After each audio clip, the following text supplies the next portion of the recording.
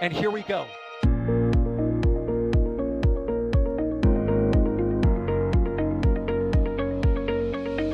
have liftoff.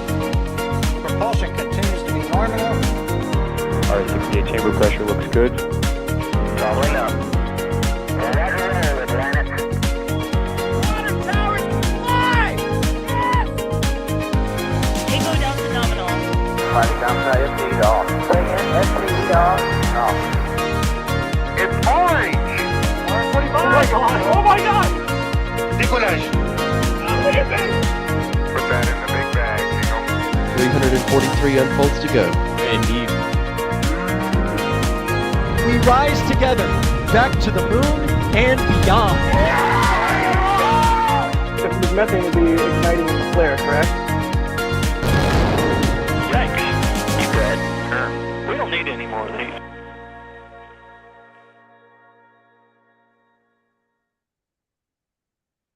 What's up, everybody out there in internet land? Welcome back to another episode of NASA Spaceflight Live.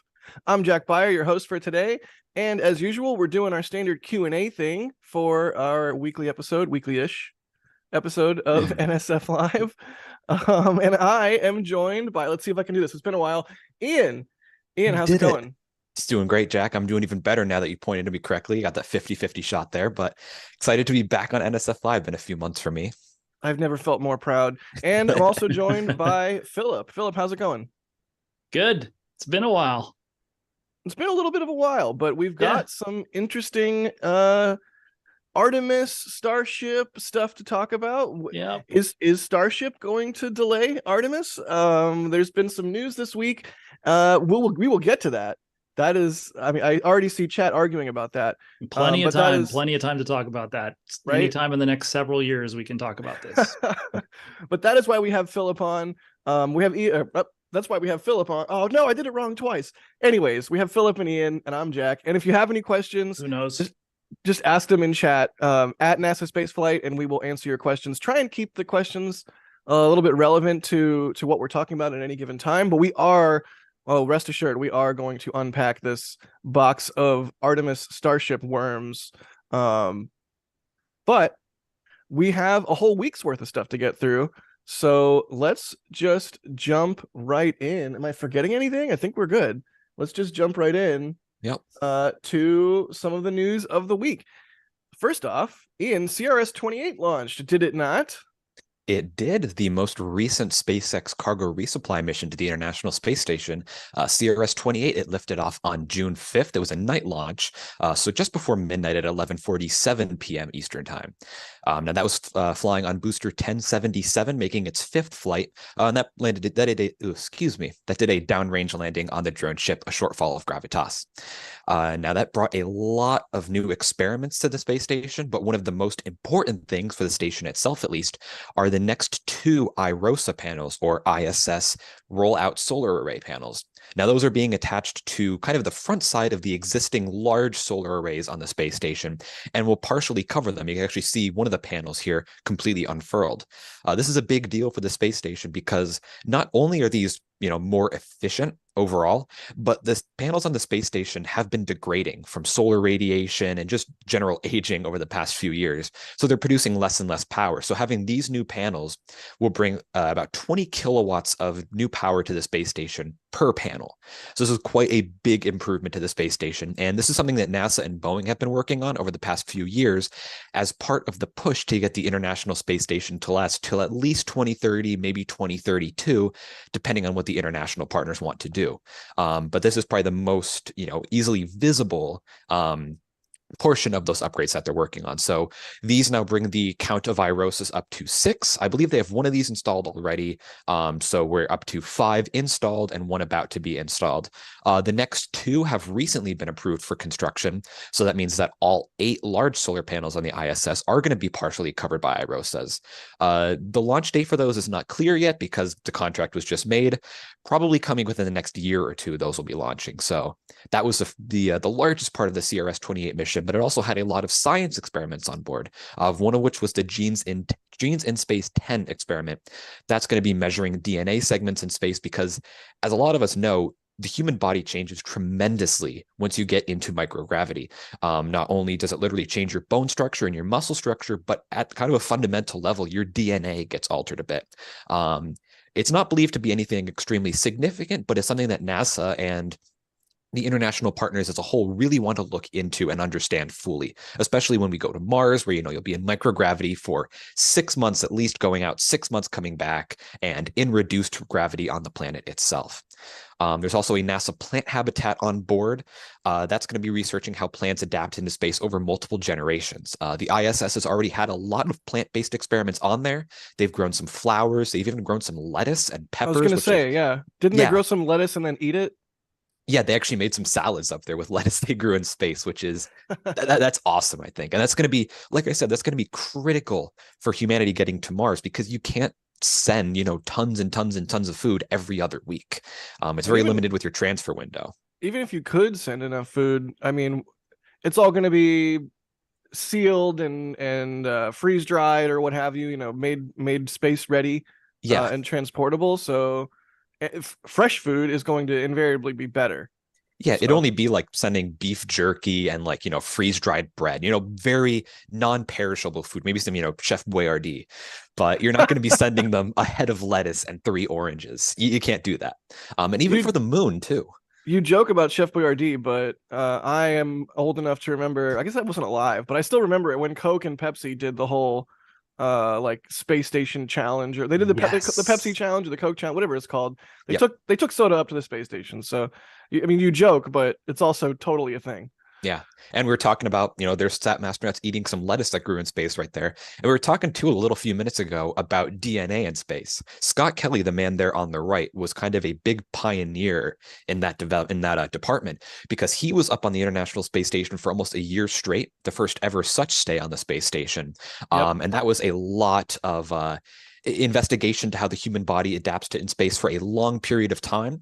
And him in particular was a very important person for that, because he has a twin brother, Mark Kelly, on Earth. So kind of I guess I forget what it's called, but he had the kind of the control on Earth. Yes, the control with Mark Kelly, and then the changing variable with Scott up there. So a lot of great science coming out of there. It's a common thing in medical studies, right? To have, when you have twins like that, you can do a study of that nature and have a control person, because their DNA is exactly the same. Yes, exactly. Fun. And the CRS-28, lastly, it did have a 3U CubeSat on board called the Moonlighter. And that's going to be doing some testing for how secure are satellites against hacking.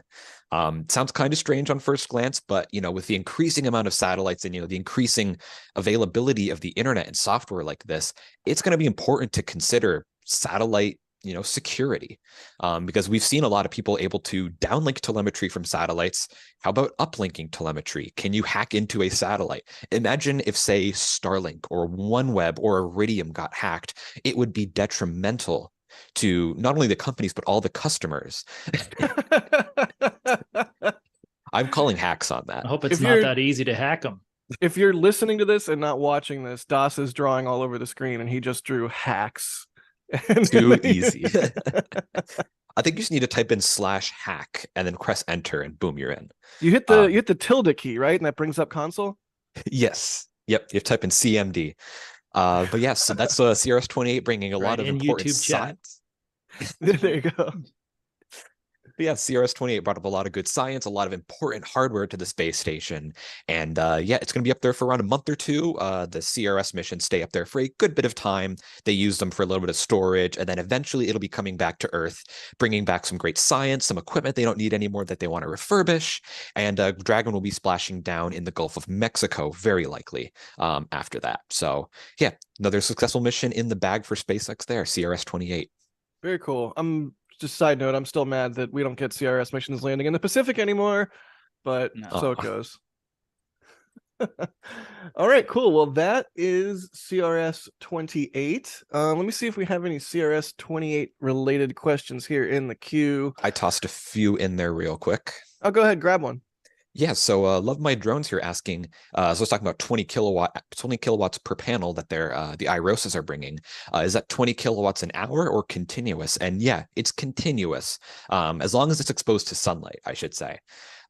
So kilowatts are just a measure of your power output.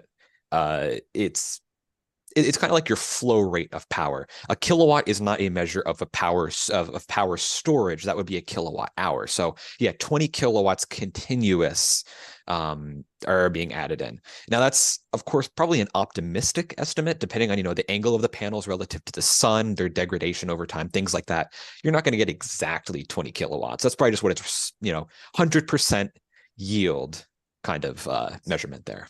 Got it. Alrighty, what else we got?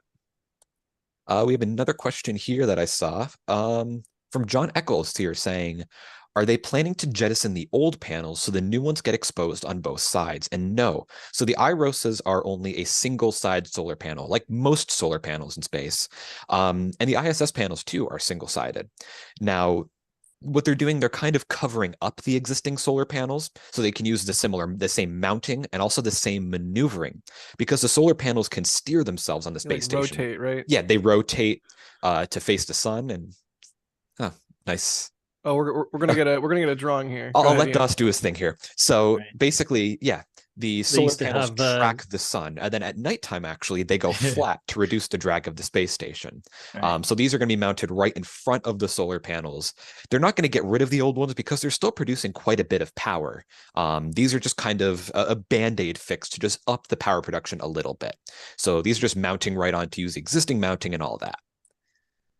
And there we go. Some beautiful in the shuttle days when they were doing the assembly. We talked about these the alpha rotary joints and the beta joints on the solar arrays all the time. So, and actually, they just did a spacewalk a couple of days ago to put one of the IROSA arrays on, and they're scheduled to go out again on Thursday, June 15th, to go out and put another one on. I guess on the S6 truss. So they're still, they got two new ones that have just come up on CRS-28, and so they'll continue to be installing those as they have time. So they roll the IROSA out over the old panel.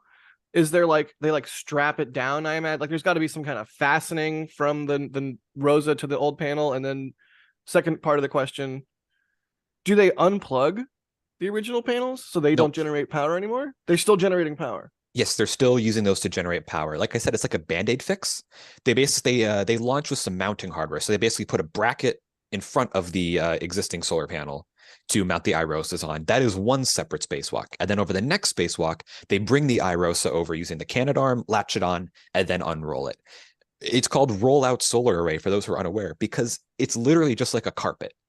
It's a roll. It launches in a roll, like a tube of paper towels. They put it on there, and they basically use a drill, unwind it, and it just rolls out.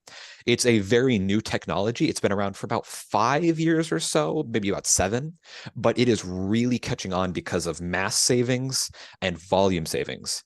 You don't need to have all that complicated unfurling equipment, all your motors to move them out, like the original ISS panels. You can see the rotation we were talking about in the panels right there. Yes. As the station moves around the Earth, the panels are rotating to track the sun or stay in a flat plane to reduce drag, like you were saying. Yeah, and if we actually go back there, Das, right to the beginning of the video, you can see both panels, the old and new. On the right side, the really long ones, those are the original panels. Just to their left, the ones kind of out at a little angle that are much thinner and smaller, those are the brand new IROSAs. Oh, huh. Yeah, so you can see it's literally right in front of the panels. So it's blocking some sunlight from reaching the original panels, but that's good because the IROSAs are more efficient. It's brand new technology. So the original solar panels are still generating some power, not as much as before, but it's just adding on to what the station has. And that's also going to be useful for when the Axiom modules come up. They're going to need their own solar power. Their dedicated solar array is not launching until I think the last or second to last mission. So they're going to need to siphon some power from the ISS over time.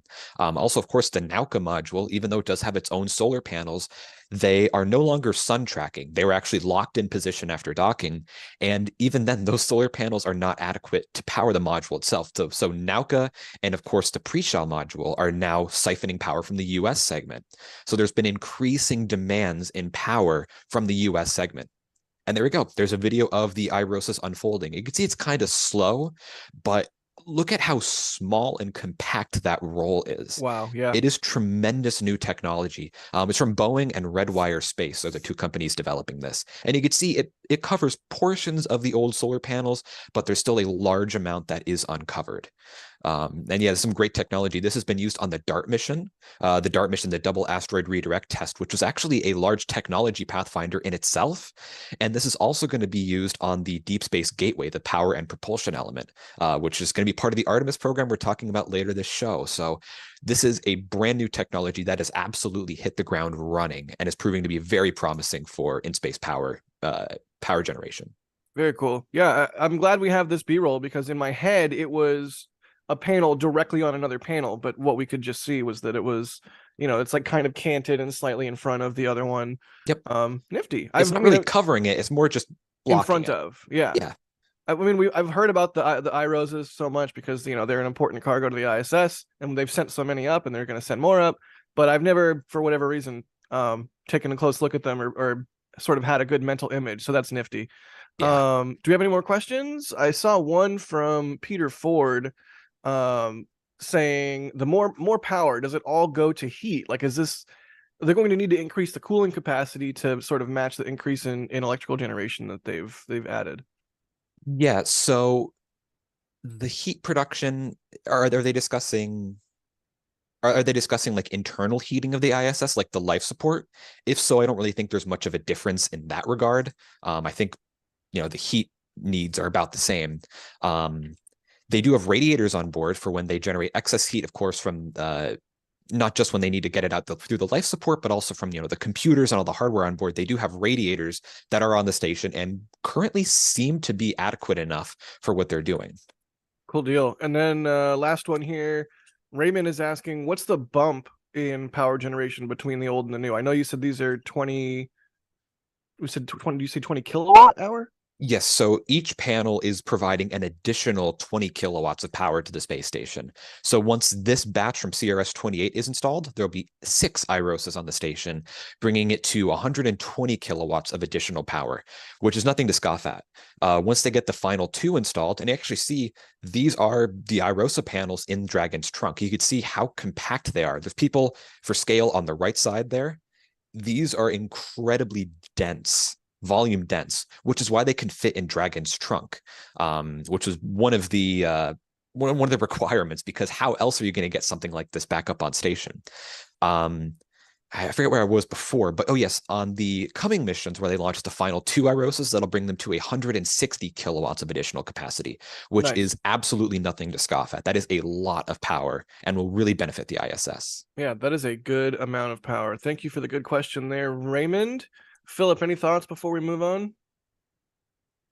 No, it's really interesting though, because it does sound like it gives you some level of redundancy in case, the old solar arrays are essentially 20th century solar array technology, and so they're not necessarily going to stop working. But if you were to lose one of the channels on the big ones, then you're covered basically. So it gives them additional flexibility and redundancy.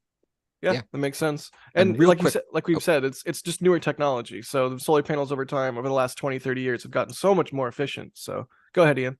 I was going to say real quick, prior to the IROSA installation, so around 2017, NASA did do a series of upgrades on the station's batteries. So the station launched with nickel hydrogen batteries, but they replaced them because they were aging and there's newer technology. They replaced them with lithium ion batteries, which launched on the HTV spacecraft, so Japan's resupply spacecraft. So that was kind of laying the groundwork for the IROSAs coming in. So now the ISS has not only new batteries with a higher capacity and better technology, so they can last longer, but now it has the IROSA solar panels, so it can generate more power. So this there have been some major electrical upgrades on the space station in that regard over the past, what was that? It was 6 years ago. Oh, geez.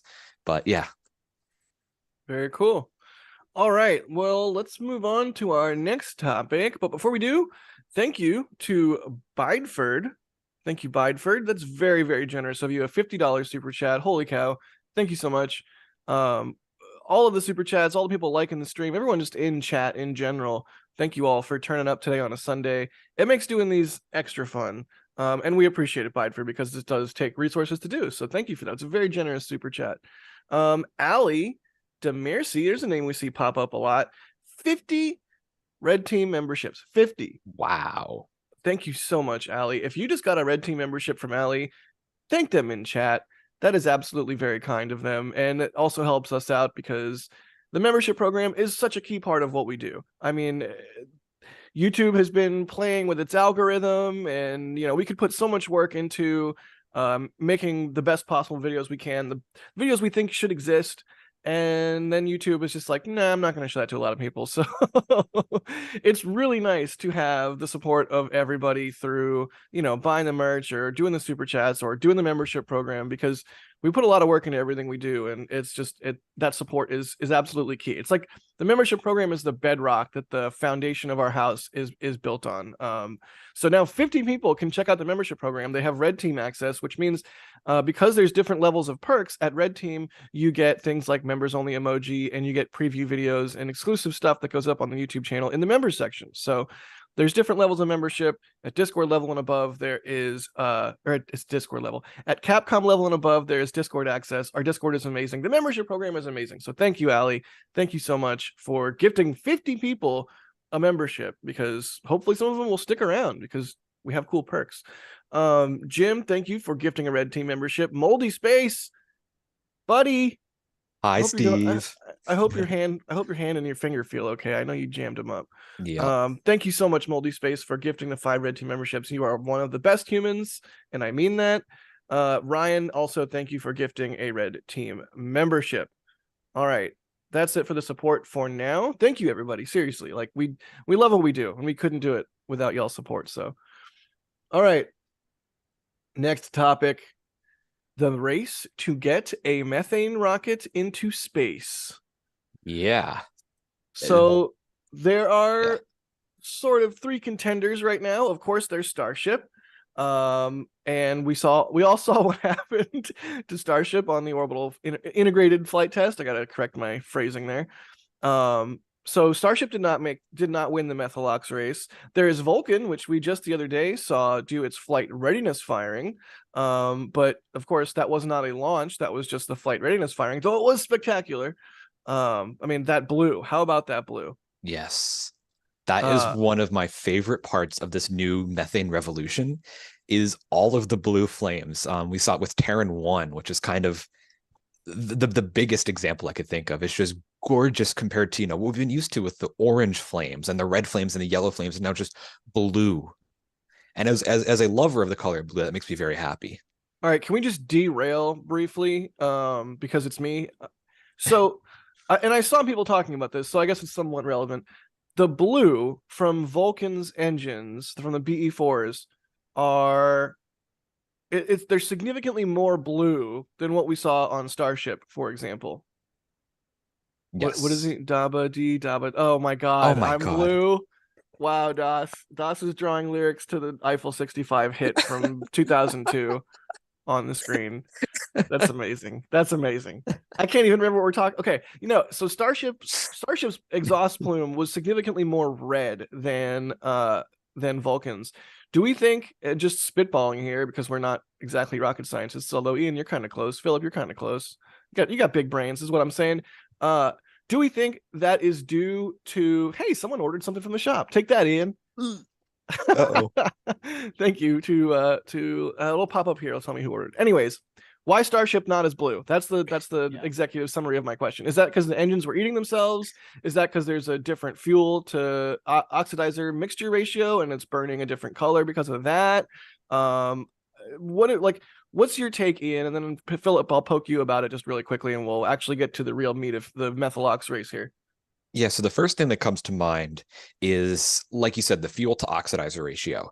Now, Raptor is a full flow staged combustion cycle. So it has the methane preburner and the oxygen preburner. The methane rich preburner and the oxygen rich preburner, I should say. And then they mix in the combustion chamber. Raptor overall, as far as I'm aware, is a fuel rich engine, meaning that there's a bit more methane than there should be. But the reason for that is if you go what's called fully stoichiometric, where you have a perfect fuel to oxidizer ratio, you will get perfect performance and amazing efficiency, but you generate an immense amount of heat, like so much heat that the engine will just melt itself.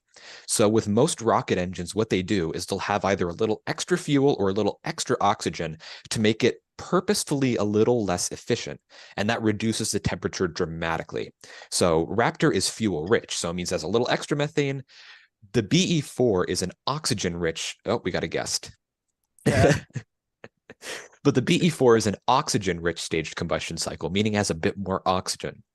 The first thing that comes to mind for me is that difference. Raptor.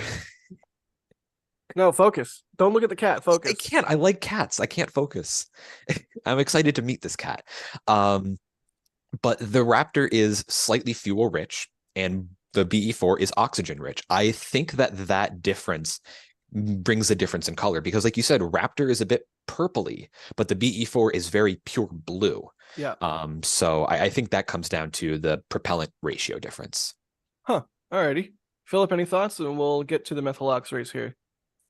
No, I think, I think we probably would be easier to baseline looking at the Raptor from the test sound firings. I don't think it's fair to judge the first test flight because there's a lot that was a very unique configuration for Booster 7 and those engines, and so I think we'll get a much better reference point for the next launch with Booster 9 and all the upgrades to the subsystems that they're doing, and then the additional engine shielding and so forth. So I'm kind of curious to see what that looks like because it should be a much cleaner lift off and climb out.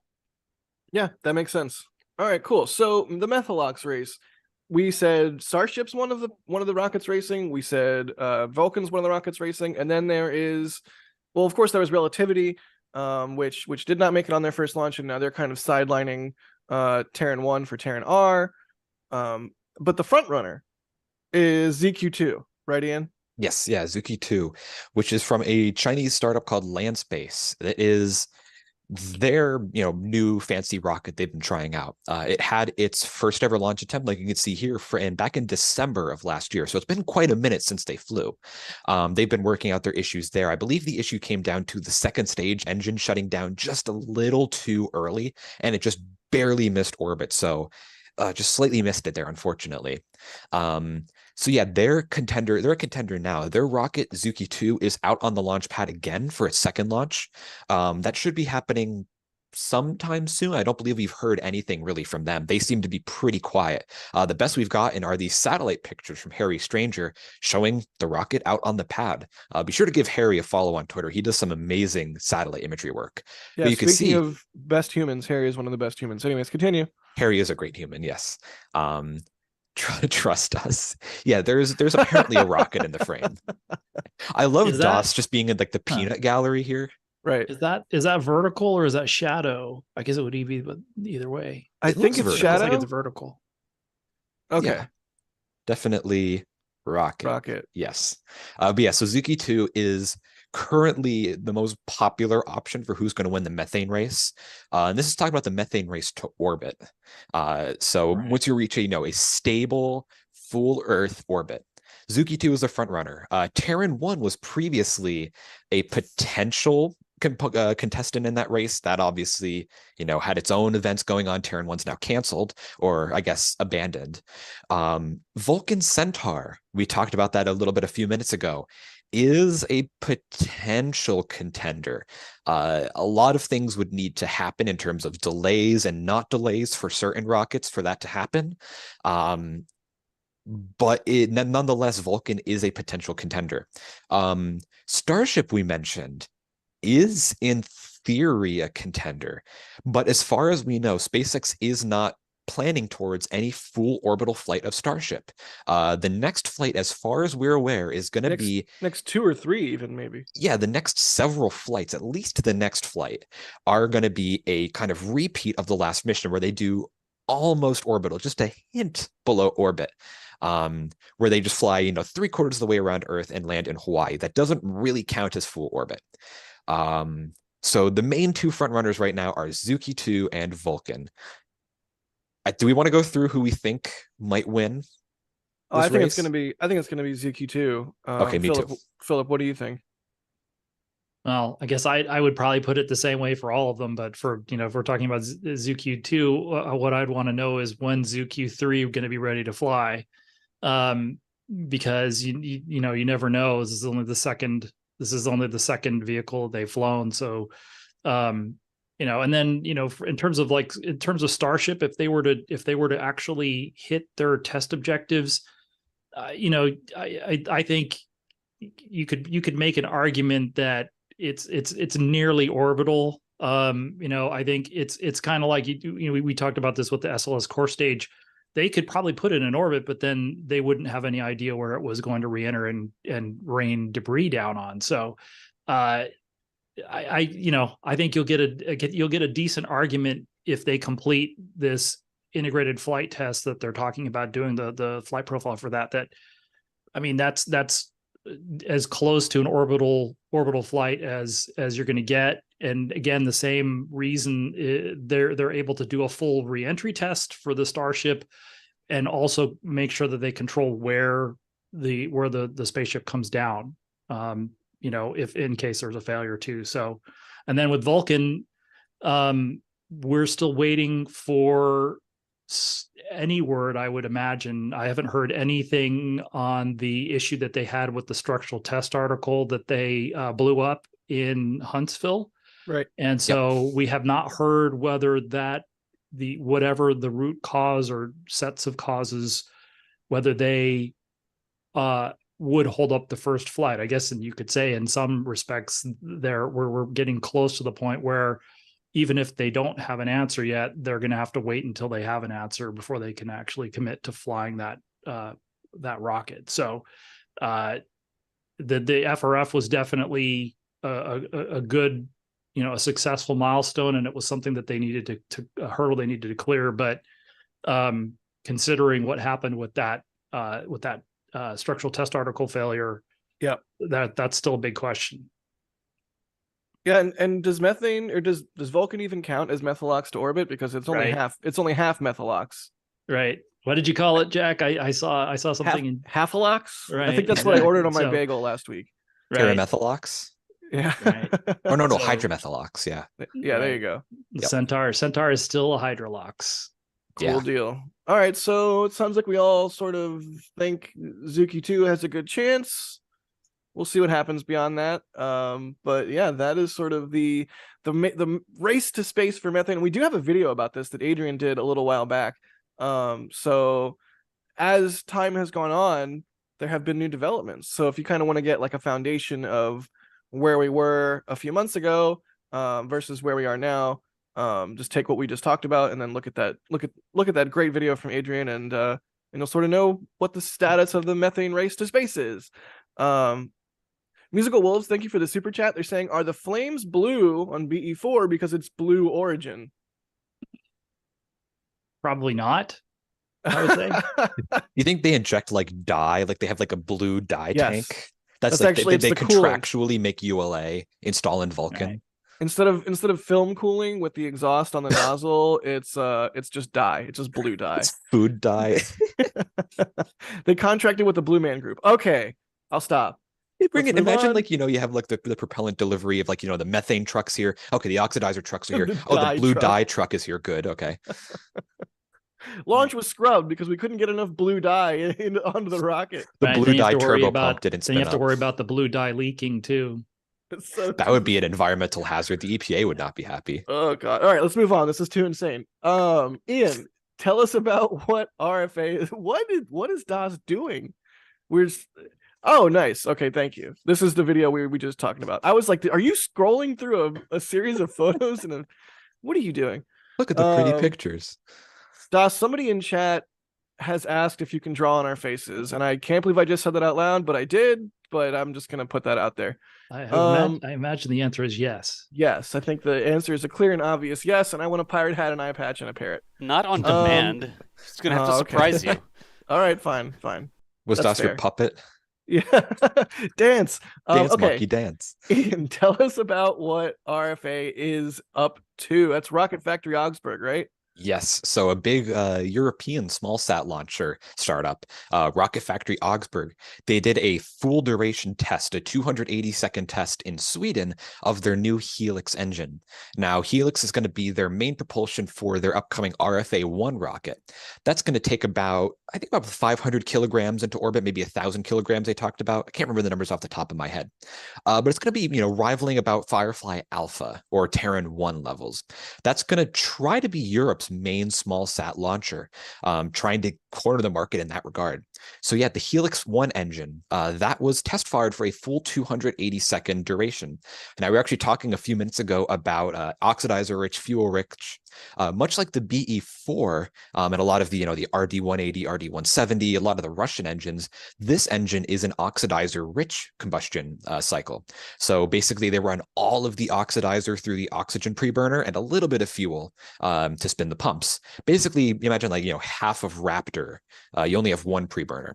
So that's what they're doing here. Now, much like with what SpaceX is doing with Falcon 9, what Rocket Lab's doing with Electron, and so on, this is having a similar setup with its engines, where it will have 9 Helix engines on the first stage and then 1 Helix vacuum engine on the second stage. That simplifies a lot of the production, so you don't need to make 2 entirely different engines. And this here brings us now to a full certification of the Helix engine. They previously certified it for first stage burning, but now it is completely certified for second stage burning. I don't believe a full launch date has been confirmed yet. That'll probably be coming, in the coming weeks and coming months. But as of right now, they're targeting towards the end of this year for a first flight of RFA-1. Excuse me. And this also marks a pretty big milestone because it's the first privately developed staged combustion cycle engine built in Europe. So of course, SpaceX's Raptor, Blue Origin's BE-4, and so on, and of course all the Russian engines. But this is the first ever staged combustion cycle engine in Europe. So a pretty big milestone there in domestic European launch capability. And it's going to be another kind of feather in the cap for ESA to launch their missions on, and also the growing space market in Europe itself. I'm sure there's going to be a lot of small sats and CubeSat demand for this. And it's going to be exciting to watch them get RFA-1 ready for flight. Yes, indeed. And I know Adrian's very excited about it as well, being a German person. And I know we're all excited about it as well, because more rockets, more better. Yeah. And real quickly, we're talking about staged combustion. I'd like to correct myself. Both BE-4 and Raptor are fuel-rich engines. With BE-4 being oxidizer-rich, that's just its preburner. So I misspoke there. BE-4 overall is not oxidizer-rich, just its preburner. Clarification Just the there. preburner. Thank you for that. And we won't even get into the horrors of an oxygen-rich preburner with the pressures and temperatures you need. A hot, pure oxygen against metal, it's just not... Oxidizer. It's an achievement. Oxidizer Oxygen rich is not good. You tend usually what happens then is that the engine uses itself as fuel. Yes, engine-rich combustion. I recall hearing the stories of American rocket scientists during the Cold War being like, there's no way the Soviets made oxidizer-rich engines. It has to be a translation error. And then they come over to Russia after the Union collapsed, and they're like, you actually did this? How did you actually make this work? Because America was like, you just can't do oxidizer-rich. We're doing fuel-rich. Like with the space shuttle main engine, they're like, we cannot do oxidizer-rich. That is not possible. Yeah, it's, right. If you want to think of extreme fuel rich, the RS-68 on the Delta IV, that big orange plume you see when the engines start, that's fuel. Yeah, nice. And that's fuel rich. Yeah, and it's funny because I totally just lost my train of thought. I don't know what I was about to say. So moving on. Well, Chris Bergen in chat is saying shuttle. So there you go. Yes. Yeah. But yes, Rocket Factory Augsburg, best of luck to them getting up and running. So very cool to see them fire this engine. Absolutely. Let's see, do we have any questions? Oh, we do have a couple questions. Ross is asking, where is RFA going to launch from? Sorry if you already said that, Ian. That I actually do not know. That would be a good question for Adrian. I apologize for not knowing that one there. I haven't been following RFA too closely. Adrian's been our correspondent. We have Alex as well, has been interested in that. Shetland. Okay, so from the UK. So Thank you, Ryan. Scotland. So that's going to be a Chris B rocket. I'm sure Chris B will be excited to dreading taking the drive up there, but excited to see it. Maybe Chris B will finally see a rocket launch. Hopefully. Cool. Let's see here. Really quickly before we move on, I found a question related to the Methylox race topic. Second Stage Anomaly is asking, why did Relativity give up on Terran 1? So I'm trying to phrase my words here. It's a spicy enchilada. It seems like a small thing, but in reality, I think it's kind of the harbinger of a bubble bursting in the spaceflight industry. All the craze over the past decade or so has been, let's make small sat launchers. Everyone and their mom is making a small sat launcher. It seemed like that was the next big thing. You had Rocket Lab's Electron, you had Firefly Alpha, Terran 1 coming along, you have Astra, you have what is it? I forget literally all of the people. You had Vector Space. Everyone was trying to make a small sat launcher because they saw over the coming decade and the coming years a rapid increase in CubeSat and small sat demand for launches. And that's true. That did come about. That is absolutely a growing market. But one thing that either they did not anticipate or they did not believe would take off as much are SpaceX transporter missions and small sat rideshare missions in general. Those have absolutely siphoned up the demand for small sat launches. Look at the picture of the Transporter 8 stack. I don't think we have it on standby here, but there are so many satellites in that payload fairing there. One of the big kind of draws for these small sat launchers was a dedicated ride to your specific orbit. But it seems like there's not really any demand to go to very, very specific dedicated orbits. Of course, Electron is still launching a bit, but it doesn't seem that the demand really has come along for a dedicated ride on a small sat vehicle, because transporter missions on SpaceX can be cheaper than dedicated missions. There we go. That's Transporter 8. Look at the amount of satellites. The trade-off you're making as a satellite operator is you can ride on a mission like Transporter, and you're like riding a school bus. You aren't going to go straight to your house. You're just going to go to the bus stop.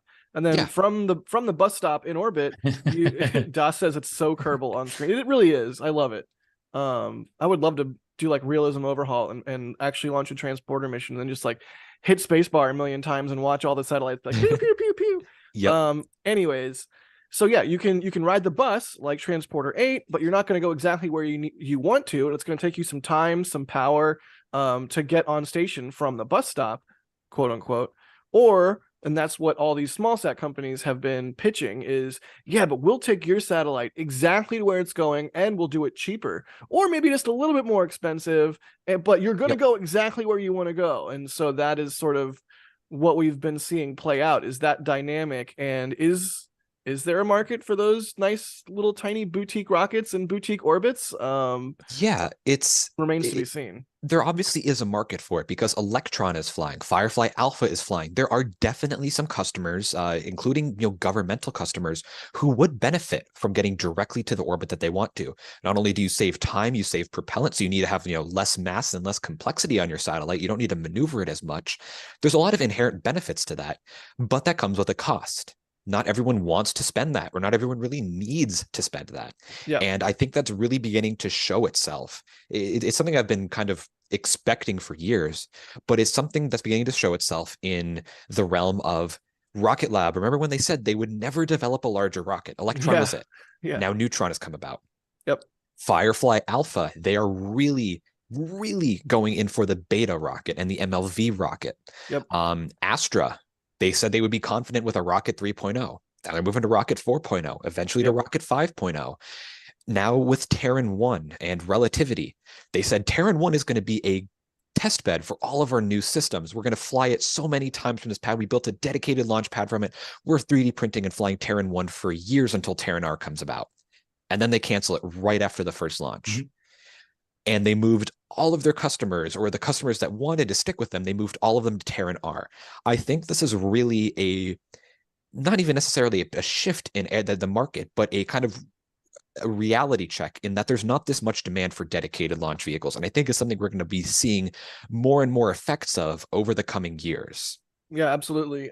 Quick this is not a sponsored plug, but the Ashley Vance book, which is ridiculously good and talks about both Astra and Firefly and Planet and Rocket Lab, is really good. And it sort of gives you a really good background on this whole space. And yeah, it's like you said, there's like a reckoning because there's basically after SpaceX, this is sort of, I didn't come up with this. This is from the book, but after SpaceX succeeded with Falcon 1 and then Falcon 9, venture capital money just flooded to all of these startups. Everybody wanted to be the next SpaceX by going after the market that Falcon 1 left behind.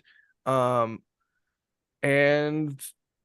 that can only be sustainable for so long. You can only set cash on fire for so long. Yep. And at a certain point, there has to be a shakeout of which of these companies is going to work and which of these is going to not. And yeah, that's sort of what we're seeing play out. Anyways, sorry for the question derail there, but I thought it was a good question. I'm glad we hit it. Hey, Jack, real quick, I am putting a link to that book you're talking about. You're talking about When the Heavens Went on Sale, right?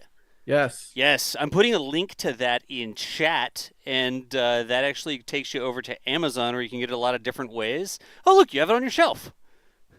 Nice. Yep. If you click that link that I just put in chat, that's another way that you can support what we're doing. Hashtag affiliate link, whatever. But that does link over to the Ashley Vance book that you're talking about.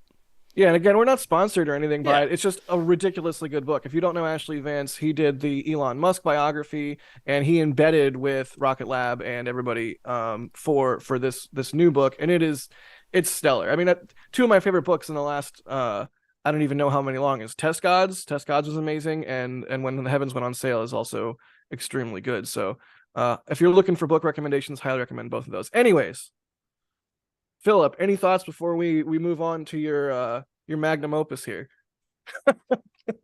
I guess the only thing looking at that picture of Transporter 8 in the fairing, I do think one of the sort of dimensions that opened up with the Starlink launches is how much, I don't know about spare capacity, but I guess, it's the Falcon 9, the capacity to fly Falcon 9 missions and is very impressive. And so I wonder how much of the small sat market, it's poaching, and whether that's, causing issues on the front, on the edges for some of these dedicated launch companies, because they, especially as they continue to ramp up their launch rate, I imagine they'd be willing to take more, do more missions like transporter missions, and again, there's some value in, if you can launch, you might not go to your orbit right away, and you might have to use a little bit of maneuvering fuel, but if you can launch,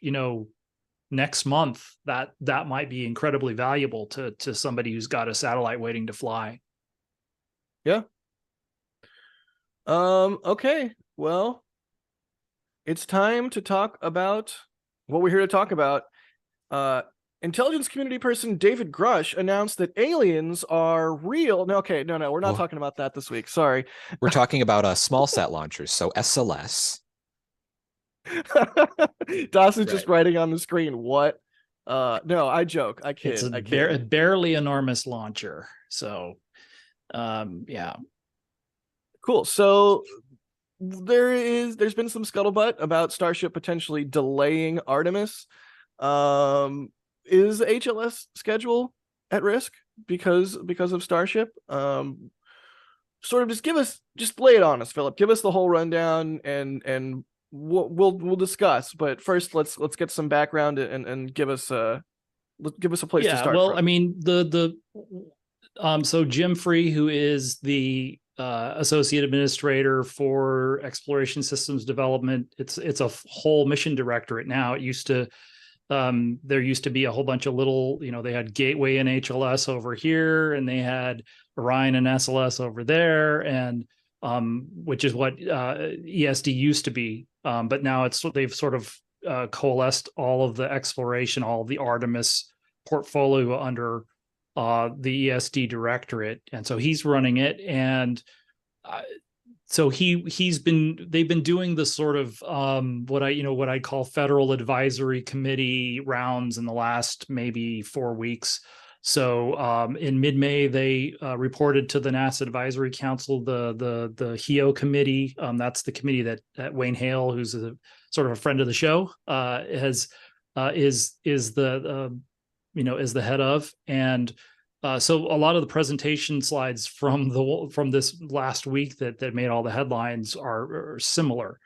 But this is one of the things we'll get to here in a sec. But he was talking to the National Academy of Sciences, Engineering, and Medicine, I believe, one of their standing boards, and he said that he's more concerned that the Starship schedule is not compatible with this December 2025 date that's been advertised for Artemis 3. And Artemis 3 is supposed to be the first U.S.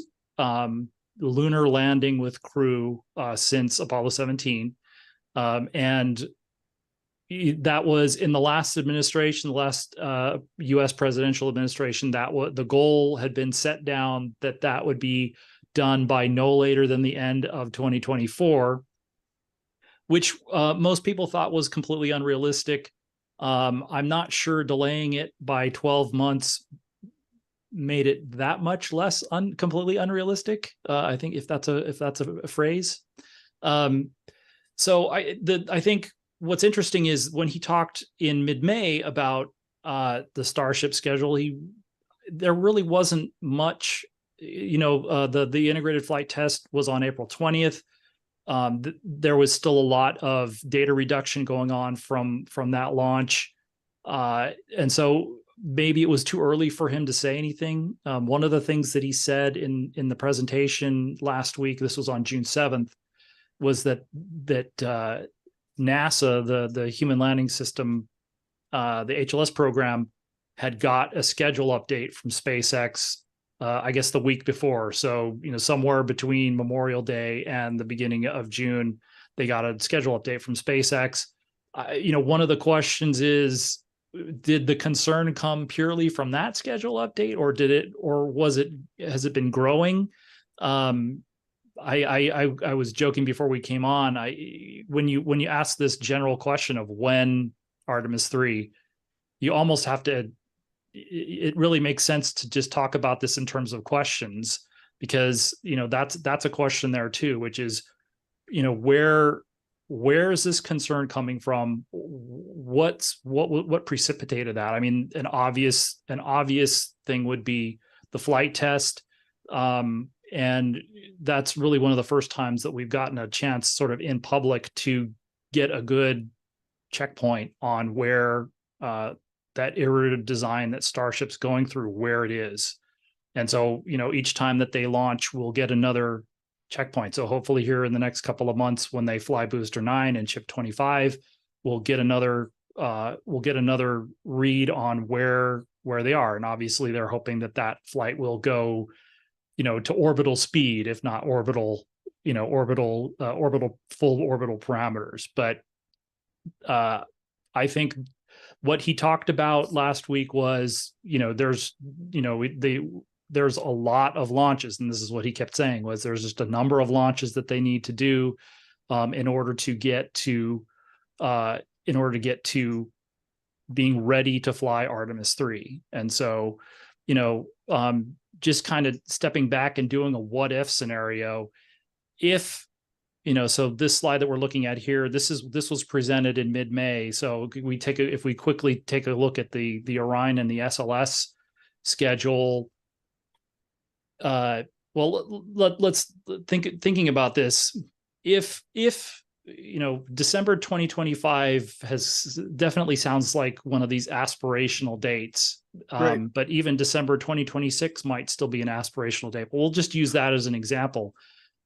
If they were going to be ready to fly that mission, then probably in that sort of launch minus 6 months time frame. So basically 2 years from now, middle of 2025, they need to be ready. All the hardware for Artemis 3 would need to be ready to go. So for SLS and Orion, they need to, that all that hardware would need to be getting ready to, stack and roll out and launch. 6 months, again, they've got this next Artemis 2 launch campaign to, continue to improve their processes, and then they'll have that one. But we'll give them the benefit of the doubt and say, if they could do it in 6 months, by this time in 2025, everything needs to be ready. They'll need to be stacking the boosters. The core stage will just need to be, sitting, waiting to be stacked. Orion, all of that stuff. What they're saying right now is, the two big pieces for Orion and SLS, or for Artemis 3 would be the core stage for SLS, and then Orion, putting that together. So again, we're looking at this. They're saying early 2025 for the core stage. That's probably aspirational too. So they're already down to probably less than 6 months of margin there. So Orion, I'm sorry, go ahead, Jack. Some element of this feels like, and I don't want to jump the gun here, but it feels like schedule chicken in a way. Like when you have a part of the program that is behind, but you don't say anything, but then something else happens that you can be like, look, this might be behind. It's not because of us, but this other thing might make it behind. And then it's like shifting the blame almost, because clearly there are many things with the 2025 timeline that, besides just Starship, that put that sort of timeline into question, which sucks. I mean, I'm sorry to say, pardon my French, they're different challenges. They're different challenges. So, and I mean, they're all, I think if you just look at it, they're being worked as completely independent programs. There are points of integration. So obviously Orion's going to be docking to Starship, but in terms of getting Orion and SLS ready to fly and in production, that's completely separate from what's going on at Starbase. And so I think they just have different challenges. So SpaceX has a lot of launches, and that's really just the new thing that we heard last week. For Orion and SLS, it might be a little bit, transparent's not the right word, but what we know for that is they're hardware lean. So yeah, if SpaceX were going to take a little bit more time, and one of the things that Jim Free did talk about in the last month is they're pressing Orion and SLS, the production folks, to just keep going and keep pressing towards their schedules. And if they have spacecraft and rockets, and they'll put them in storage, that would be a nice problem to have, considering the situation that they're in. But the problem for SLS in particular is they only have 2 more of these vehicles that they can fly anytime soon. So they're doing an upgrade, but that's not going to be ready until 2028, end of 2028, early 2029. That's a long time from now. That's Artemis 4 with the new upper stage, right? Right, with the exploration upper stage. So, even if they have that, if they had some extra time, for instance, they want to be flying frequently, as frequently as possible. It's obviously going to be a low flight rate, but they don't have the vehicles to fly any more than 2 more of these missions. The next one is the first crew test flights, Artemis 2. So once that's done, they only have one rocket that they can fly. So, this is that schedule. So we have Artemis 4 out on the end, just to give you an idea. And so, so they have that problem. And so then, which I guess is, that's better known. On the Starship side, what we're hearing is, and this isn't unknown. There's a lot of launches involved in flying the tankers up to the depot. And then once the depot has enough fuel, then you launch the HLS vehicle and you do your uncrewed demo. And so, we're talking about what we need to see in a couple of years if they were going to do a December 2025 launch. Well, they really would need to have that uncrewed demo complete so that they could do all the reviews and do and do the data reduction, and again talk to NASA about, we're ready to start doing these flights. There may be some slack in there where they can say, well, we can start flying tankers up to refuel the depot to get ready to fuel the crude demo HLS. This is the option A, essentially, HLS. But there's going to need to be some time in there to get the entire enterprise pointed in the direction of, okay, we're ready to fly. So that's, I think that's what he's expressing, is that if that date is real, they will need to have established a launch rate and a flight rate by in 2 years to be able to fly that many launches.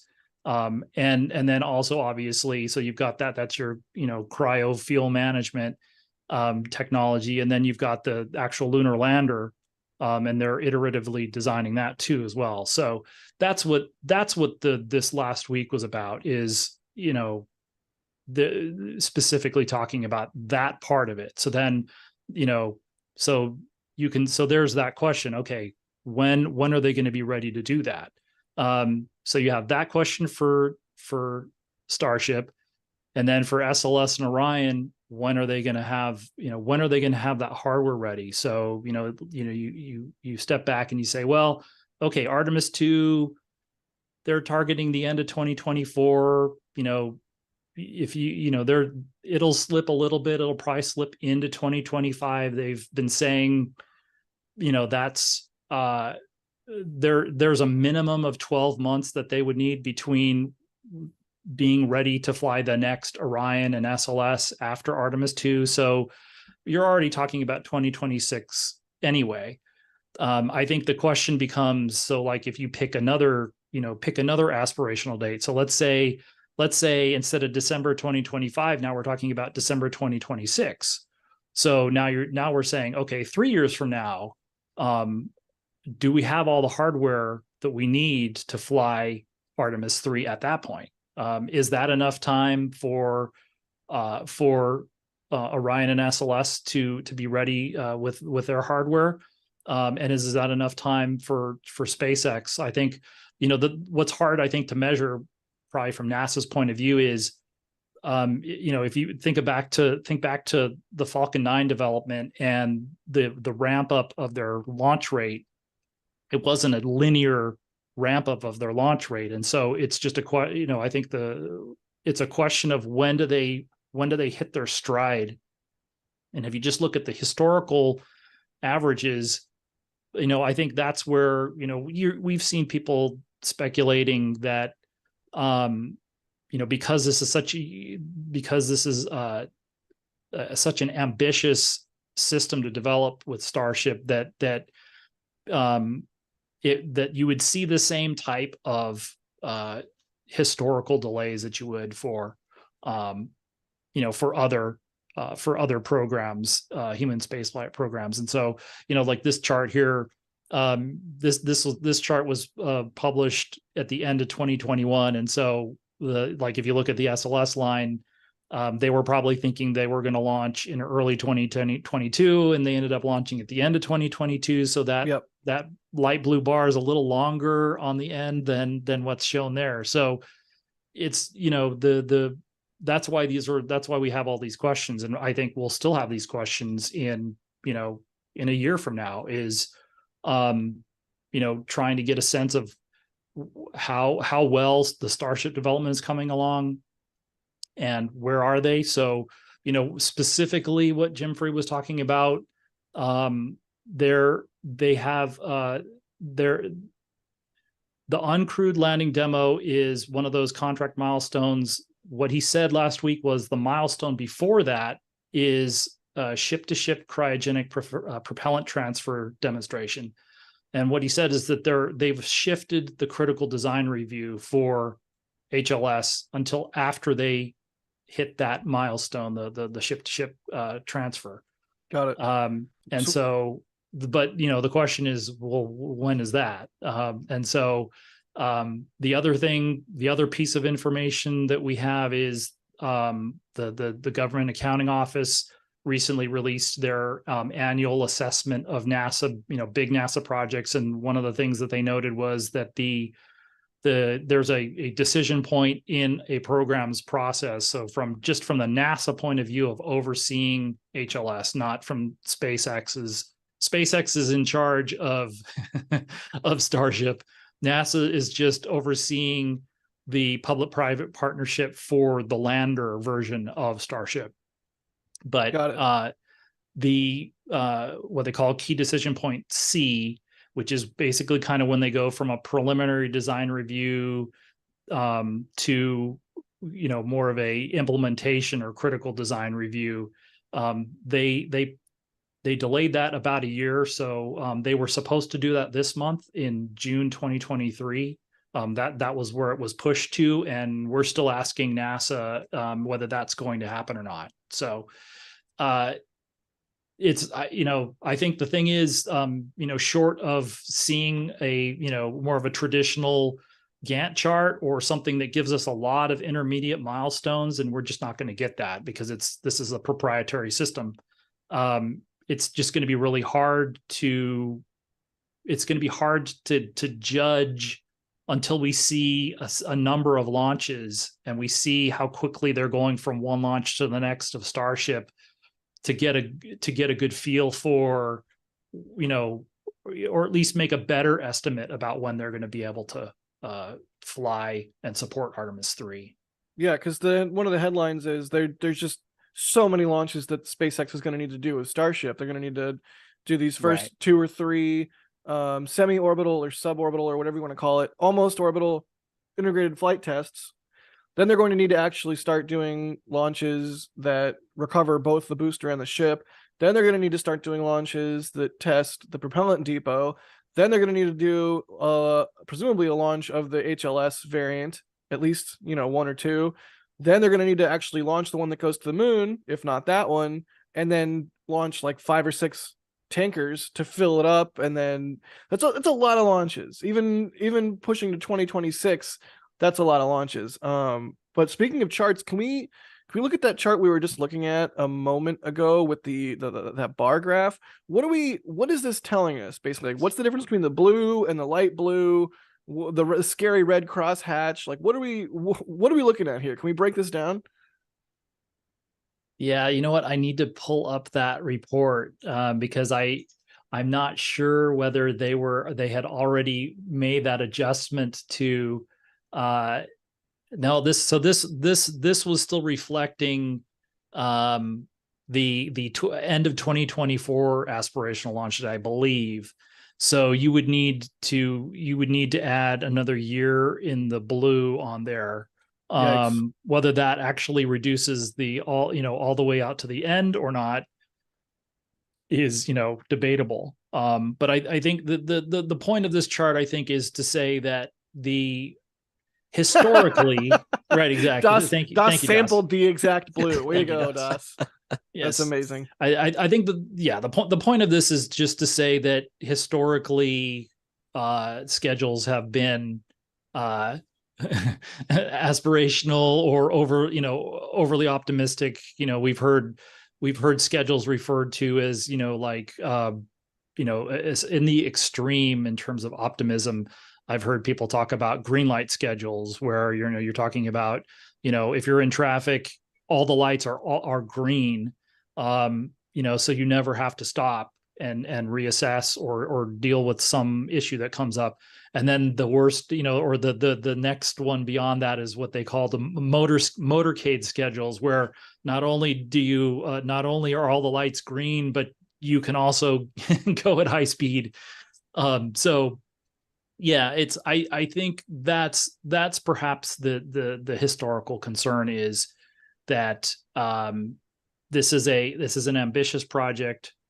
Historically, schedules have been optimistic, and but I think something in talking with a few different people, I think that one of the issues has just been with the end of 2024 date itself. I mean, that's the origin, I think, of this date in a way. Is it started off as end of 2024, whether there was any realism in that, and then it just got pushed back to the end of 2025. And so I don't know whether that is based on, Orion and SLS availability, or is it based on HLS availability to fly the mission, or a combination thereof. But it certainly historically seems to be, ambitious or aspirational or whatever you want to call it. So, but I mean, that's the thing is these are all questions. And so it doesn't really answer the question. It's like,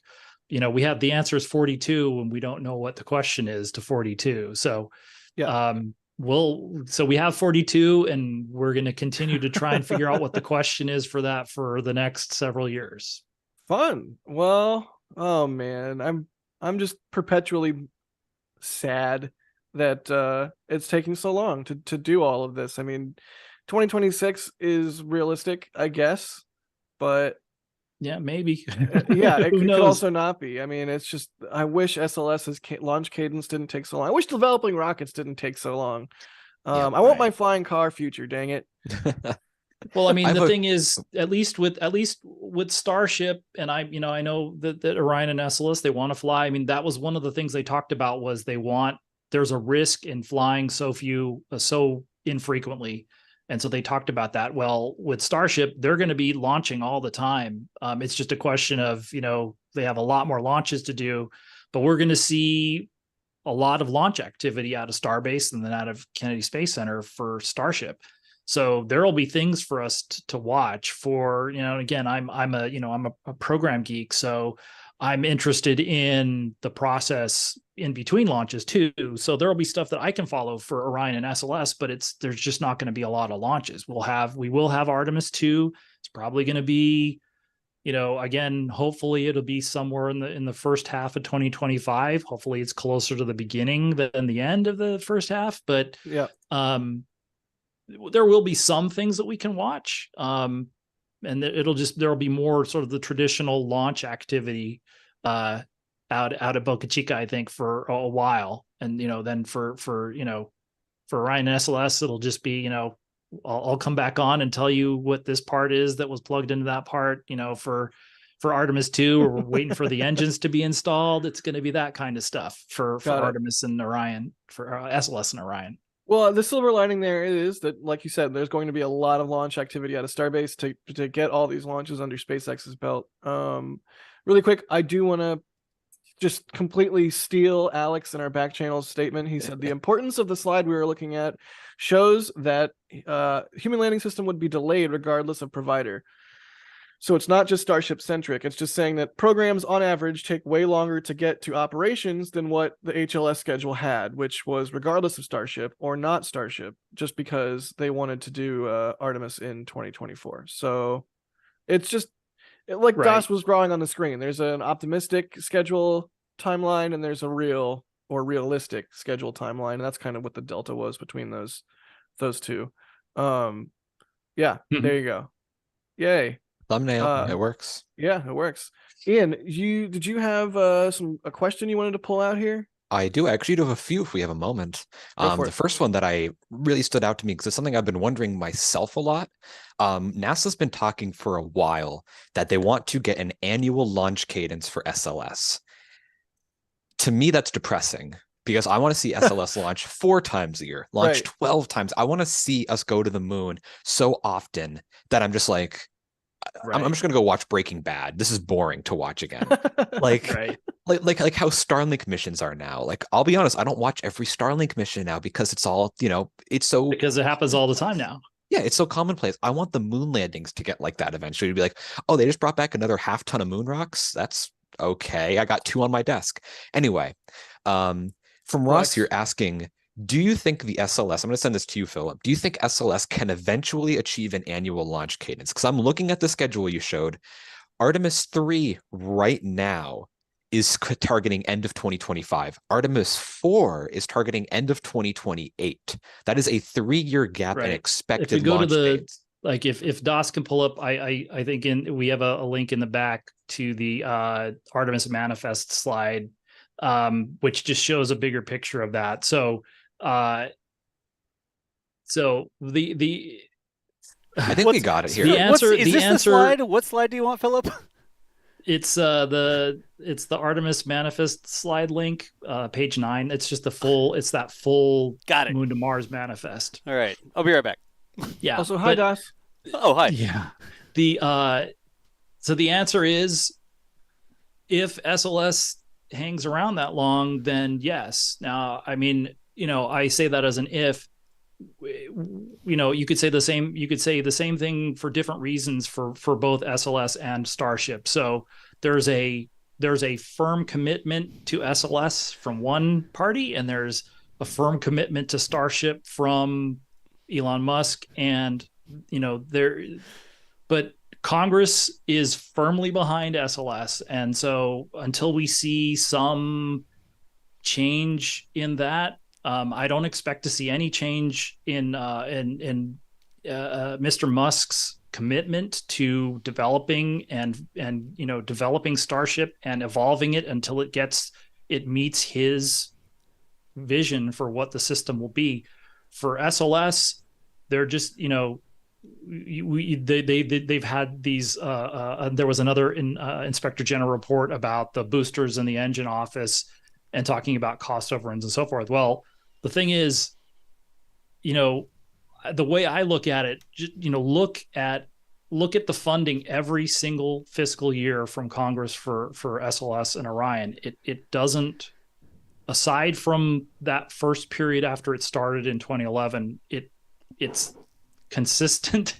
It doesn't really go down very much. We're going back into a budget austerity period maybe a little bit for the next couple of years, so maybe it'll go down a little bit, but I wouldn't be surprised if it's SLS right now is funded at $2.6 billion on an annual basis. That's a lot of money, and even if they're not flying, that's a commitment. That's a huge commitment, and if they are lining up their production runs. You see there after Artemis 4 or beginning with Artemis 4, so Artemis 5, that's when they're now saying they're going to get into that annual cadence. The flying Artemis 3 a year after Artemis 2, while it might be possible to do, you're either looking at a big gap between Artemis 2 and Artemis 3, a big gap between Artemis 3 and Artemis 4, like they're showing here, of like 3 years, or we could end up with big gaps for both of those. So I hate it. But it's depressing. Yeah, it's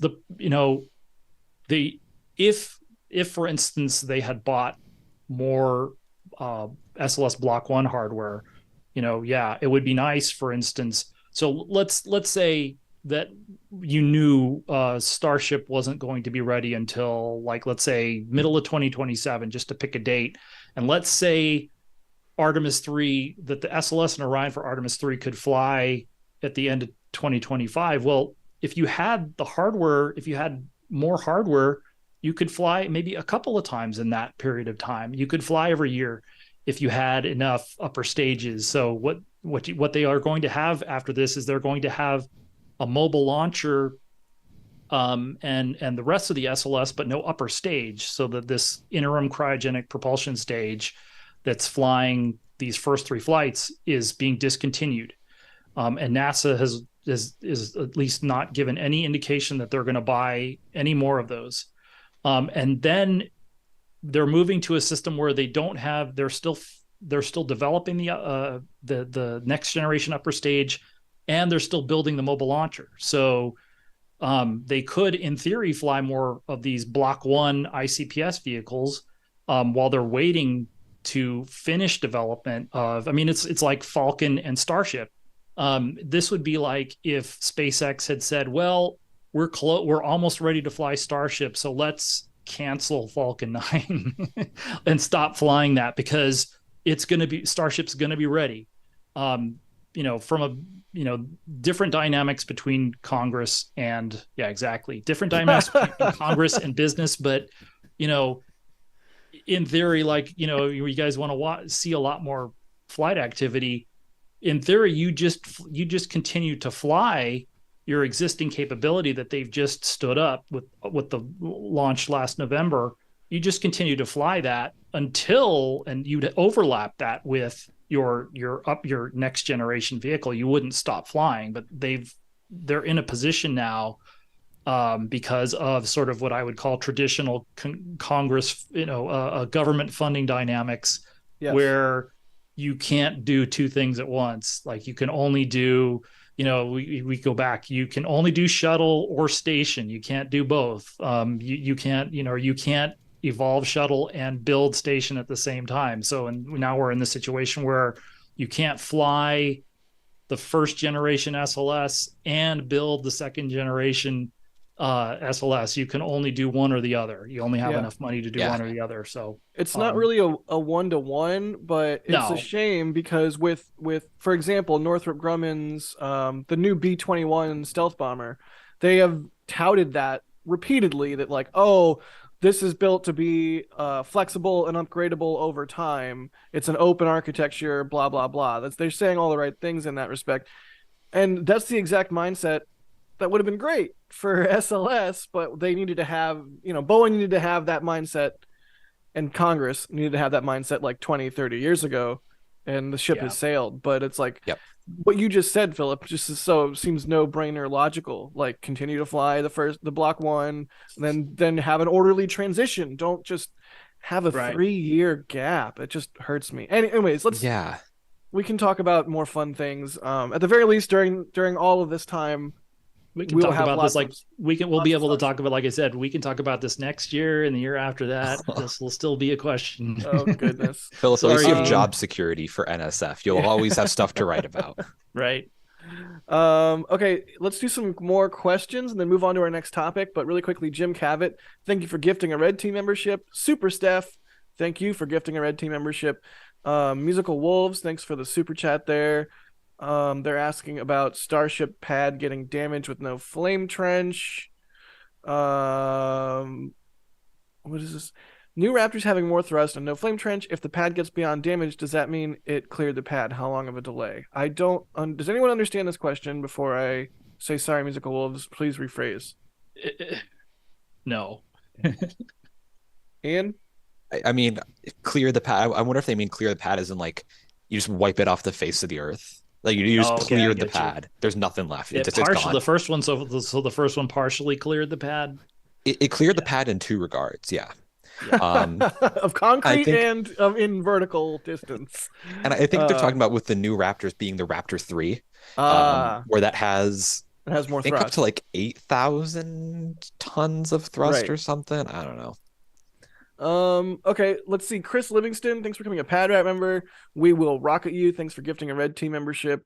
Paul Kelly gifting a Red Team membership. Thank you to all of you. Thank you once again. The membership program is the bedrock that our entire structure is built on. So thank you, everyone.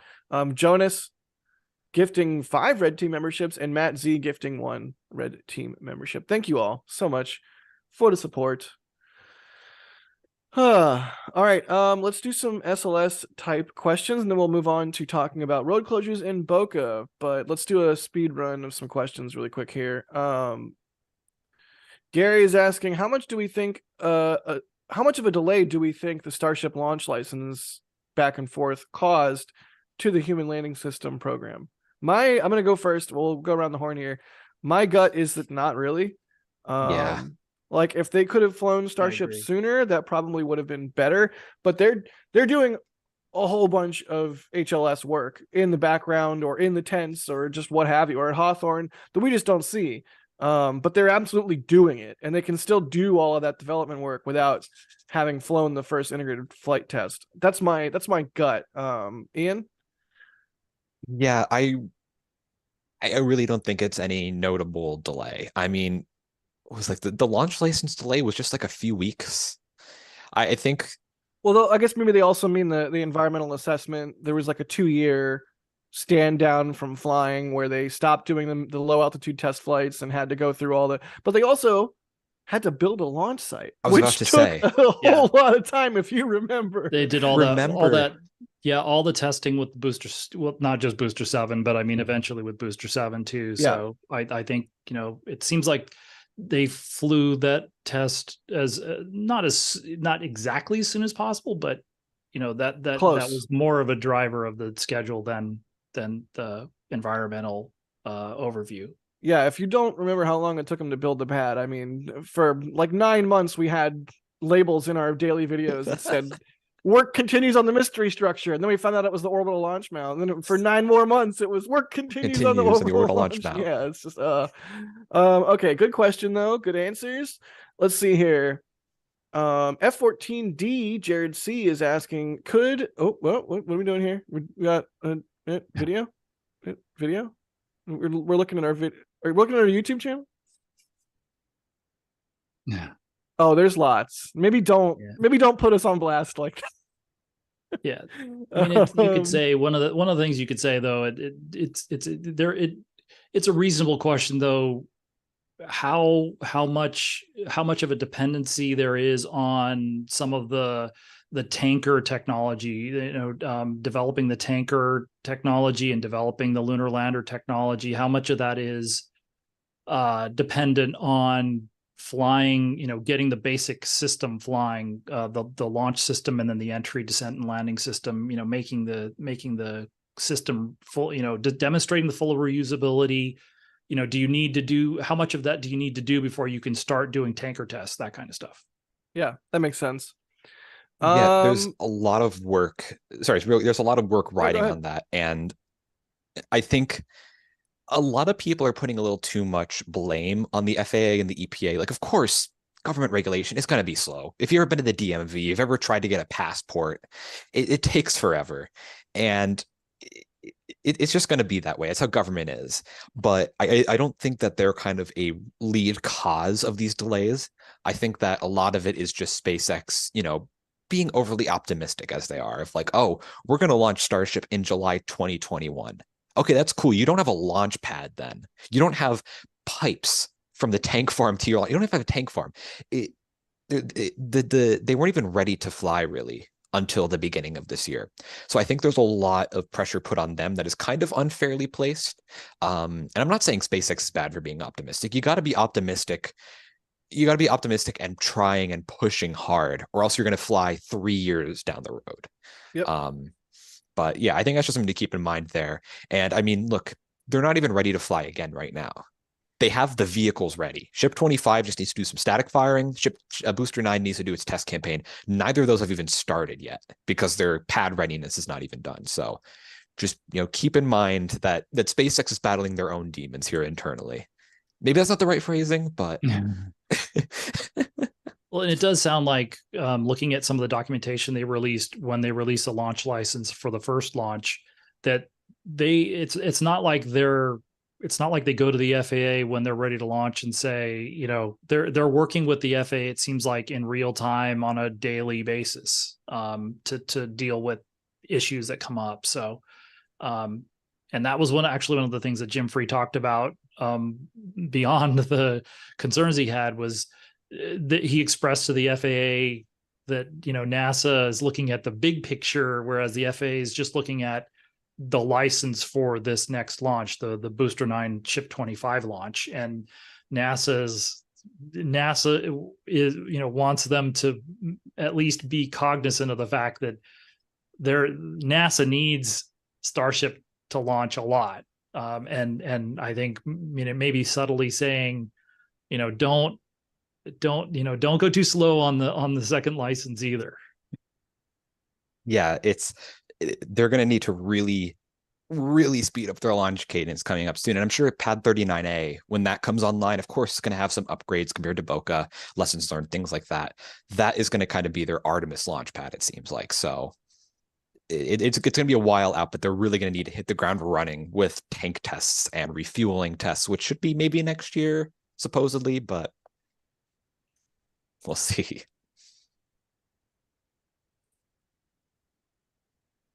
Oh, Jack's talking while muted. Hey, I'm back. There he is. Hey. So Tim Dodd is saying, Tim Dodd is saying, my brain, Ivy Styles is asking, will Tim Dodd orbit the moon before Artemis 2? Something will have gone really wrong if Tim Dodd orbits the moon before Artemis 2, because Dear Moon is not orbiting the moon. It's flying by the moon. So yeah, there's and Artemis 2 is not orbiting the moon either. So Nope. Artemis 1 orbited the moon. Artemis 2 is going to be a flyby as well. And Dear Moon relies not only on Starship to successfully get to orbit, to successfully do refueling at depot, it needs to be crew capable for long durations. So that's going to rely on the upcoming tanker tests, the just getting to orbit in general, and as well as Polaris Dawn, Polaris 3, the Polaris 3 mission where they fly on Starship. Right. And I would kind of be surprised if they didn't do an uncrewed lunar flyby just to make sure everything works fine on board. Right. But I think Dear Moon's going to be happening around 2027, 2028. Yeah, Jaden Booth in chat says Dear Moon maybe 2023. Somewhere in that time frame sounds right to me. But no, Tim Dodd not beating Artemis 2. Also, we have the question, these are like very common questions. Flawed Perspective asking, will SpaceX accidentally land humans on the moon during a demo without waiting for NASA? In parentheses, almost a joke. And the answer, of course, is no. They're partnering with NASA. They're not competing with NASA. That's just not how this is going to work. Let's see. Yeah, it's another thing, just real quick. NASA and SpaceX are not competing. They are partners. If SpaceX wins, NASA wins. If NASA wins, SpaceX wins. SpaceX gets a lot of their money from NASA, a significant amount of their money from NASA, especially for Starship. And NASA gets a lot of their capability from SpaceX. So if both of them win, it is excellent. There's no one. They are maybe competing against each other internally just to try to get there as fast as possible together. Right. There is no rivalry here. If SpaceX wins, it is not a loss for NASA and vice versa. Yeah, there might be a period where, we're in a period where it maybe looks like the schedule is going to stretch out, and it might look like that for a while. But if they hit their stride, you might see the schedule compress a little bit, and that the target dates come in a little bit. And so, yeah, maybe if the Orion is just sitting around waiting because they don't have any other Orions to fly, that maybe, we'll be talking about one schedule. And then if they start to hit their stride, then we might see that schedule come in and say, hey, we're ready to go. Let's go. Yeah. Yeah. There's a lot of things in play for Artemis 3, a lot of different schedules that need to be lined up. And I think right now it might be a little too early to say what might be the long lead item, but there's a lot of things that need to come together for that. But, Yep. All right. Maybe one more question. Flyby Night is asking, is there some anticipation that SLS launches would get significantly cheaper in the future? I wouldn't use the word anticipation, hope. It's there. The plan is to transfer all of the SLS program authority from NASA to this, Boeing Northrop Grumman conglomerate. It's, I think, officially called Deep Space Transport LLC. And they're supposed to let that contract at the end of this year, 2023. We have this, if you've been looking at the big news, they've been talking about these budget caps that might push it back a little bit, but it'll take a while for them to do that transfer. And then it's going to be up to those to Boeing and Northrop Grumman to, they're going to need to find other customers besides NASA. And it's going to be one of those sort of things where you got to get a sort of an second anchor customer so that you can take that money and invest it in, kind of like ULA did with the Atlas and the Delta. They took that revenue and put that into developing Vulcan. So, I don't know that I would necessarily anticipate that that's going to be a quick process. But, I think that's another one of those questions. I'd love to talk to those folks and ask them, what's your 5-year plan? What's your 10-year plan? And they really haven't talked about that, but it's going to be on them to do that. I mean, this brings me back to the Delta 5 program where they're like, hey, commercial SLS, who wants it? And then crickets. Right. Because who needs to launch? They're gonna have to. That's the thing is if maybe there's some sort of a unique unicorn payload out there for SLS, but If not, they're going to have to compete with all the other. I mean, you've got Blue Origin's developing New Glenn. They're supposed to be using that rocket to fly their lunar landing system. Mhm. They're going to have to compete with Falcon and Falcon Heavy and all of these other, and eventually Starship. And so, it's like I said, it's going to be on Boeing and Northrop Grumman to make the vehicle either competitive or to find these unicorn payloads. Right. I mean, I don't really see there being any demand like that unless NASA is sending a 10-ton probe to Saturn, which there's nothing really on the books for that. Maybe the Uranus mission that's been thrown around, but then again, Starship will be around. That's gonna be launching in the late 2030s. The launch market is going to be extremely different in every regard then. So it's just, I think SLS is a one-trick pony. A lot of questions. Yeah, it's just a lot of questions. I mean, I don't know whether they would go through with this if they didn't. They must see something. Well, at least that's my speculation, is they must see something if they're willing to continue to go through with this. So, like I said, we'll see. I hope they're willing to talk about that at some point. What their 5-year plan, what their 10-year plan is. Yeah. All righty. Well, in summary, no, Starship we don't think is delaying Artemis 3 at this point. I think that's a fair executive summary, right? Yeah. I would say, I guess the way I would put it is, the date is a make-believe date.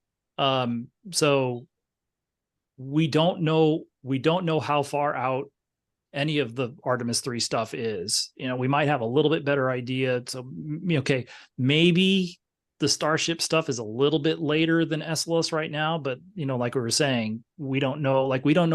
Do we know? We have a better idea where SLS and Orion are going to be in a year. So what are we here? So June 2024.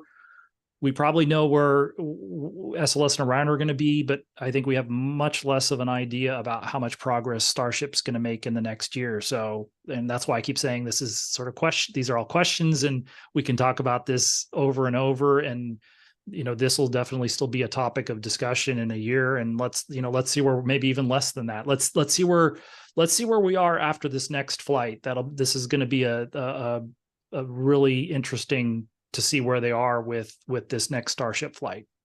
And I mean, I think as you were saying, the core stage delivery for Artemis 2 has already been delayed to October of this year. Right. So it's that's already kind of starting to fall a bit behind, and they're probably beginning to slip on the launch schedule. Right. So there's this thing I've asked them about over and over is, supply chain, because of COVID. We're still, we're seeing COVID effects still in the supply chain. In different places, they're not using eggs in SLS, but when you're seeing stuff like that still affecting other parts of the supply chain, and we did hear a couple of parts here and there. They were talking about downcomer supplier issues for the second core stage. So yeah, and so what does that mean for the third one? So yep. It's it's just going to be something that we're going to have to continue to watch. And I mean, the one good thing is that we can watch the Starship flight tests, and we'll get some more information on where Starship is. I will appreciate the updates that Musk has given us, like the update after the flight test. That was really, really interesting and informative. And the more of those he can do, I like him talking about Starship more than some of these other things.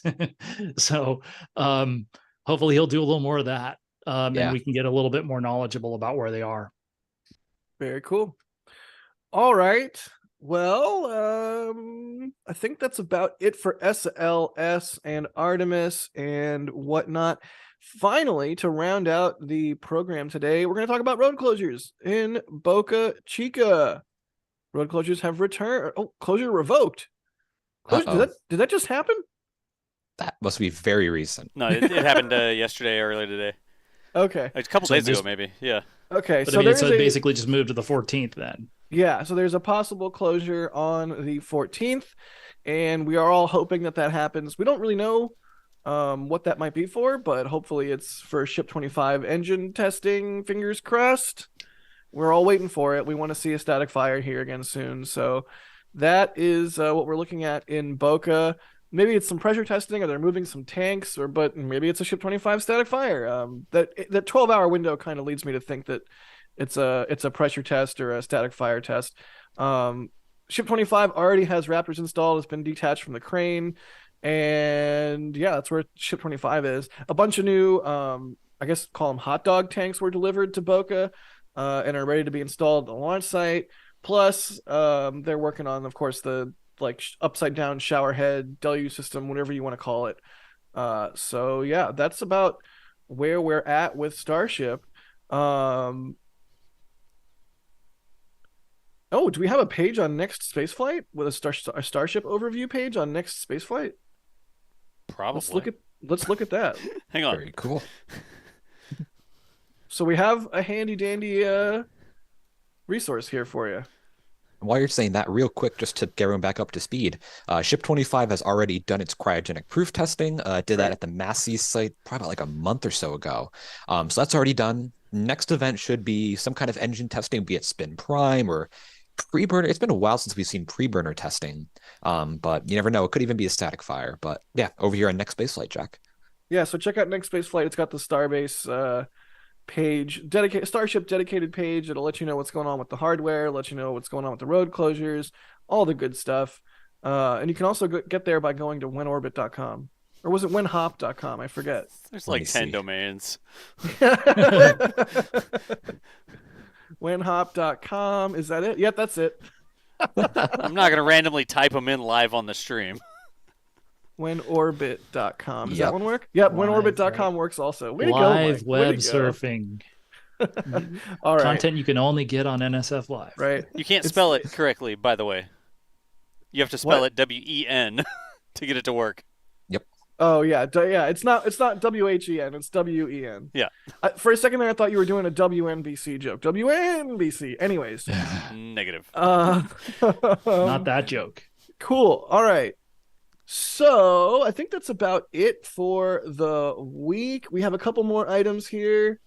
We do have a new episode of This Week in Spaceflight that came out on Friday, so be sure to check that out.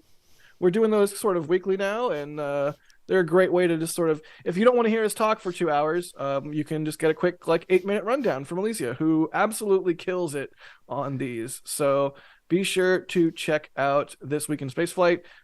Just hit the notifications for the channel if you haven't already. That way, when a new This Week in Spaceflight drops, or any of our videos, you'll be able to get notified by them.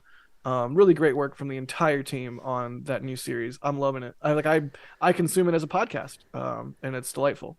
So there's that. So yes, podcast, that's a thing. Don't forget, that's also a thing. Even this show as a podcast exists.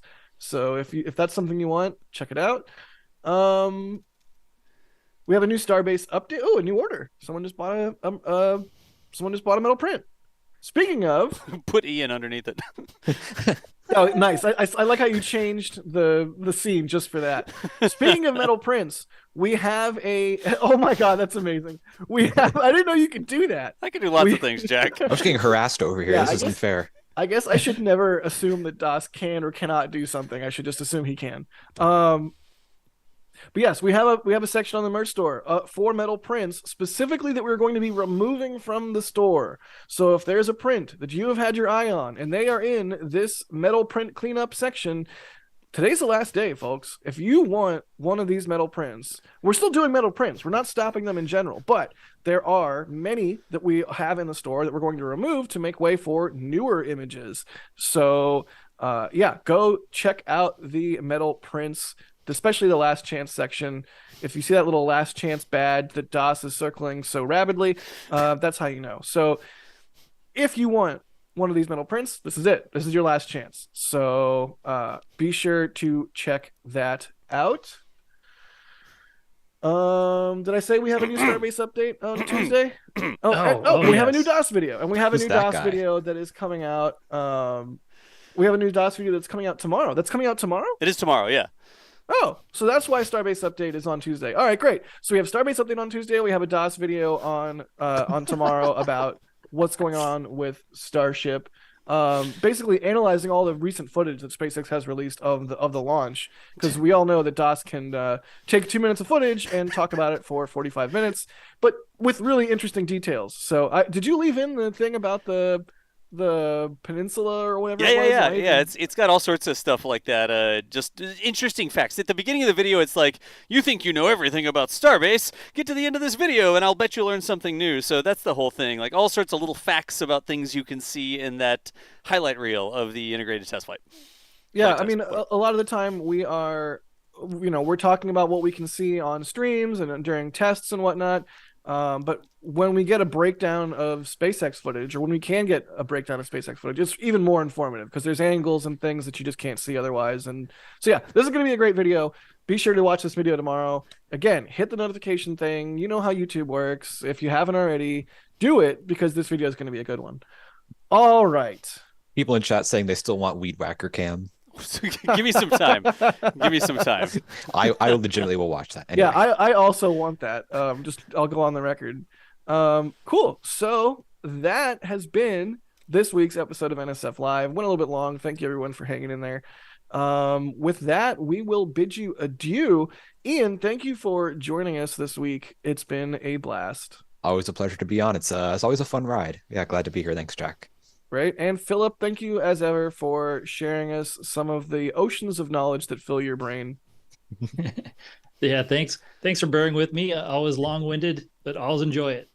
It's like standing under a waterfall. Like it might hurt your face a little bit, but you're gonna get a lot of water. I don't know. Let's end it. NSF not responsible. Beyer. Wait, no, Jack, you got to do this. What? Oh. All right. Thank you to our launch directors and flight engineers. Once again, talking about the membership program on the stream. Members, we can't do what we do without you guys. And specifically the launch directors and flight engineers, those are the two higher levels of support. They get all of the perks. And they get their names at the end of NASA Spaceflight Live episodes. So thank you so much to all of our members, especially our launch directors and flight engineers. All right. Back, now you have to read through every single name on those lists. Go. The font is so small now. Here, I'm gonna do it faster than any human can ever read. All right, that was it. That was all of it. It was just condensed into a microsecond. Okay. With that excellent joke that is completely original, thank you everybody for watching. I'm Jack Beyer. We will see you all next week, probably. Do we have a show next week, Das? Is it a museum show? I'm going to be on the road. I don't know. We'll have to see what we can do next Sunday, because I am going to be on the road out to Spaceport America. I think I might be on the road as well to Spaceport America. ... Maybe people watching should hit some sort of icon on screen that lets them know about things happening when they happen, because we do things. I don't know. It'd be great if there was a button to was it follow a channel or right. I don't know, to be interested in them. Yes. It escapes me at this moment. All right, let's end this horrible charade. Thank you everybody for watching. We'll see you on the next one. And it's later, nerds. I stole Doss's catchphrase. Later, nerds. That's fine. You can. Roll the music. And here we go. We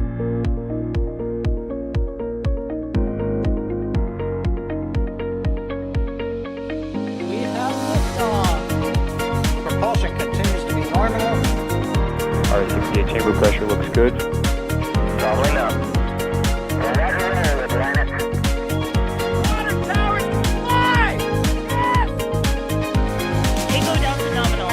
Fighting outside SPD off. Say again, SPD off.